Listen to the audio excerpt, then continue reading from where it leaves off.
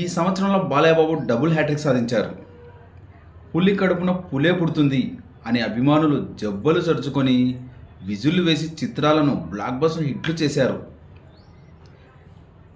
1986లో విడుదలైన చిత్రాలు చూసుకుంటే దేశోద్ధారకుడు, అనసూయమ్మ గారి అల్లుడు, అపూర్వ సహోదరులు, సీతారామ కళ్యాణం, కలియుగ కృష్ణుడు, ముద్దుల కృష్ణయ్య,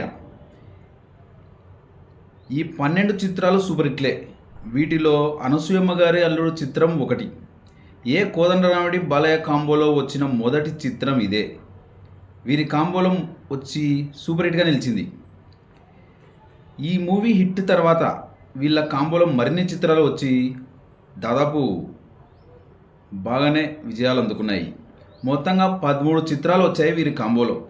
బాలయ్య అత్యధిక చిత్రాలు చేసింది ఈ డైరెక్టర్తోనే. ఆ చిత్రాలు వచ్చేసి అనసూయమ్మ గారి అల్లుడు, భలే దొంగ, నిప్పురవ, బొబ్బిలి సింహం, ముద్దుల మొగుడు, రానా, నారి నారి నడమ మురారి, భార్గవరాముడు, భానుమతి గారి మొగుడు, తిరగబడ్డ తెలుగు బిడ్డ, రక్తాభిషేకం, ధర్మక్షేత్రం. దాదాపు హిట్ శాతమే ఎక్కువగా ఉంది వీరి కాంబోలో.